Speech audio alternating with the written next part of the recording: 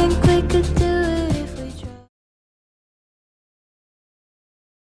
Assalamualaikum warahmatullahi wabarakatuh. Perkenalkan, nama saya Anissa Eka Aprilia Dani, NIM E2A020028, Prodi S1 Manajemen, kelas A1 semester 2, Universitas Muhammadiyah Semarang.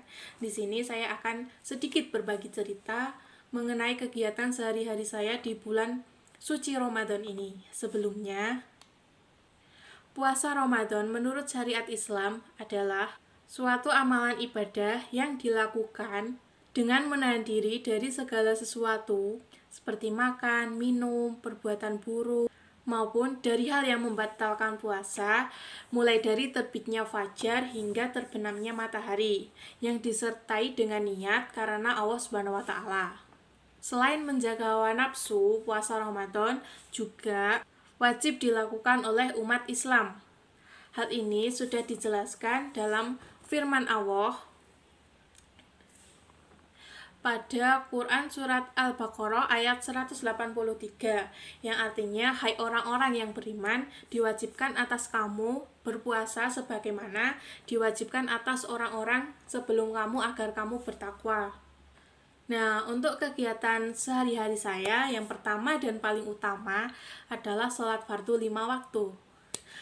Kemudian saya juga melakukan kegiatan membaca Al-Quran atau tadarus Quran yang saya lakukan setiap pukul 2-5 sore. Dan sehabis sholat isya, saya juga melakukan kegiatan sholat tarawih berjamaah di masjid yang berada di tempat saya. Untuk kegiatan lainnya adalah kegiatan sosial, seperti berbagi takjil, membantu orang tua, dan menolong sesama. Selain itu, saya juga sering melakukan kegiatan ngabuburit bersama teman saya sambil menunggu waktu buka puasa. Dan di sini kalian juga bisa melihat keindahan Desa Sumowono, tempat saya tinggal.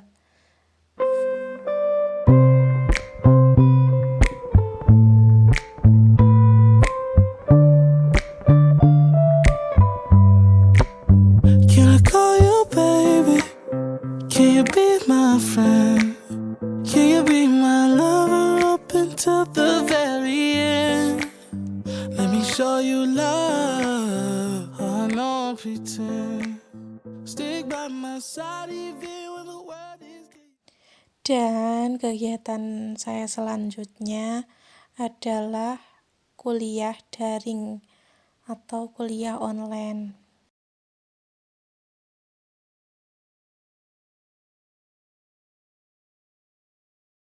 Nah, di sini saya juga akan menceritakan hal mengenai orang di sekitar saya, di mana hal tersebut tidak seharusnya dilakukan di bulan puasa Ramadan ini, karena dapat berpotensi dapat menjauhkan diri dari tujuan ibadah puasa atau mencapai ketakwaan. Dan kegiatan tersebut adalah kegiatan membicarakan orang lain, atau kalau sekarang bisa disebut dengan ghibah. Ghibah di sini merupakan kegiatan membicarakan mengenai hal negatif dari keadaan seseorang, termasuk aib orang tersebut. Ghibah artinya kegiatan membicarakan keburukan orang lain. Bahan gunjingan tersebut mestilah sesuai dengan cela orang yang diguncingkan.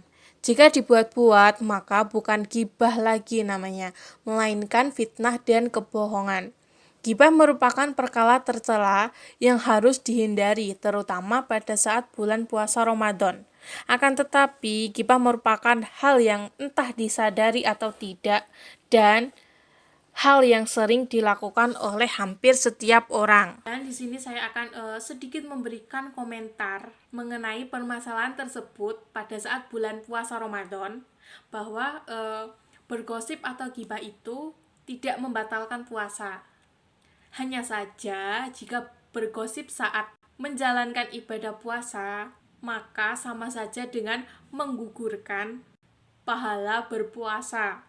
Puasanya sah, namun hanya seperti memenuhi kewajiban saja, karena tidak ada nilai-nilai utama yang bisa kita dapatkan dari puasa Ramadan jika kita berbuat kemaksiatan. Selain menghilangkan pahala puasa, dosa gibah ketika berpuasa juga akan dilipat gandakan. Seperti sabda Nabi Muhammad mengenai anjuran untuk tidak bergibah selama bulan puasa Ramadan. Bahwa barang siapa yang tidak meninggalkan perkara zur atau perkataan tercela, mengamalkannya atau tindakan bodoh, maka Allah tidak butuh atas usahanya dalam menahan rasa lapar dan dahaga. Hadis riwayat Bukhari. Jika kemungkinan orang yang suka gibah adalah orang yang selalu ingin dianggap baik tanpa melakukan perbuatan baik, mulut diciptakan di depan agar supaya tidak membicarakan di belakang. Hal yang paling menyakitkan tentang pengkhianatan adalah kenyataan bahwa itu tidak datang dari musuhmu, melainkan dari kawanmu. Saat membicarakan orang lain, kamu boleh saja menambahkan bumbu lain tanpa pastikan bumbu yang baik. Membicarakan kejelekan orang lain merupakan kegiatan atau cara licik memuji diri sendiri. Saya sebenarnya bukan antisosial, hanya saja anti gibah. Karena bisa saja musibahmu bisa jadi bahan gibah musuhmu.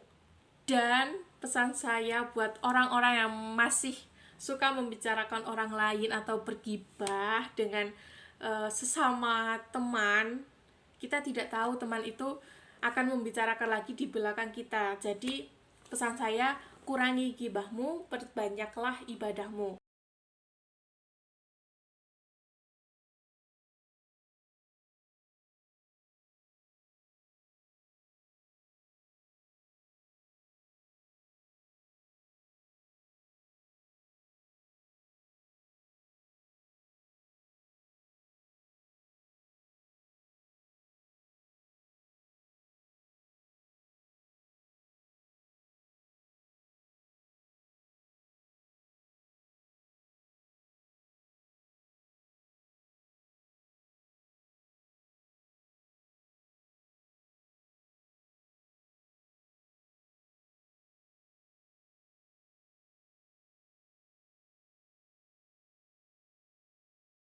Sekian yang dapat saya sampaikan, kurang lebihnya mohon maaf. Nun wal kolami wa mayaskurun. Wassalamualaikum warahmatullahi wabarakatuh. Makasih.